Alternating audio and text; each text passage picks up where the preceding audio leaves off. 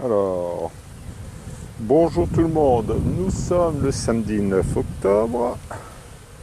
Donc on voit qu'il y a une grande animation au niveau du trou d'envol. C'est une colonie qui se situe chez ma fille Edwige.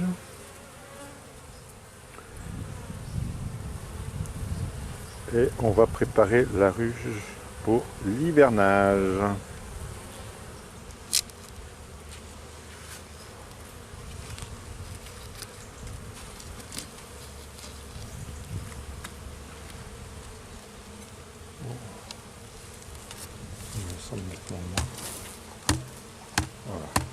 On voit qu'elle occupe bien tous les cadres. Elle ne s'est pas encore resserrée. Donc voilà, ça, on vient d'enlever le premier cadre de rive et on voit qu'il est blindé de miel. Donc, et là c'est du miel operculé. Donc je ne vais pas l'enlever, je vais leur laisser.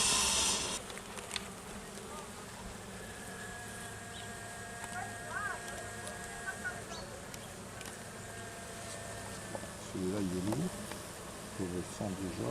Ah ouais. Celui-là il est blindé de miel aussi.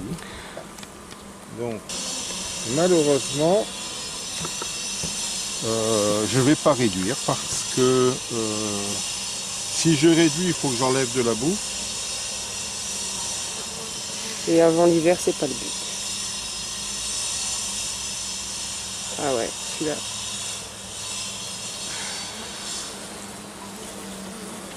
Elle est complètement operculée aussi, sauf dans le bas.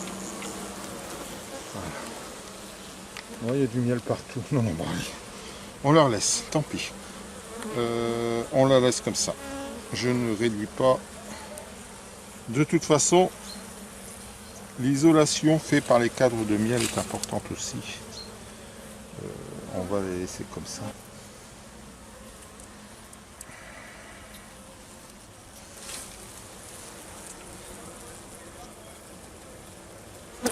Bah écoute, c'est blindé de miel aussi.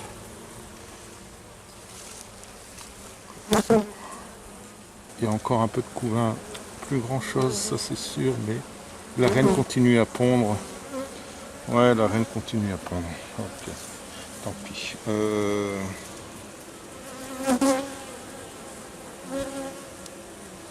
Voilà, on va mettre une couche d'isolation.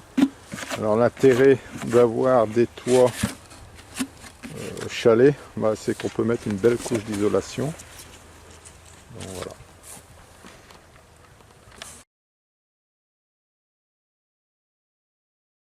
Donc voilà, nous sommes au rucher de chez Verscure. Donc c'est une ruche que j'ai remérée il y a quelques temps. On avait perdu la reine.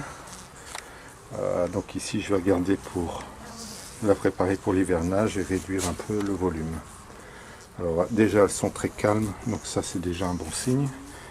Et vous voyez elles occupent aussi là tous les cadres. Donc je vais regarder pour diminuer le volume. Donc voilà, j'ai retiré 2 cadres de rive avec très peu de miel et j'ai mis donc une partition de chaque côté. Donc ici c'est une ruchette. Voilà. Je vais regarder mais je vais probablement pas mettre de partition parce que je pense que j'ai du miel partout. Et là on voit qu'elles occupent tous les cadres. Je ne sais pas si vous voyez à l'intérieur. Alors ça c'est une ruche qui est extrêmement douce. Et je pense qu'elle va pouvoir bien passer l'hiver comme ça. Voilà, ça c'est la 3e colonie. Alors apparemment j'ai de retirer un cadre que je vais supprimer. Là il n'y a pas trop de miel, je pense que je vais le supprimer. J'ai mis qu'une seule partition. Le reste avait encore du miel dedans et en quantité. Donc j'ai préféré le laisser. Voilà, je pense qu'il n'y aura pas de problème pour passer l'hiver comme ça. Voilà, maintenant il ne me reste plus qu'à les reposer. Et comme ça j'aurai la tare avec les partitions.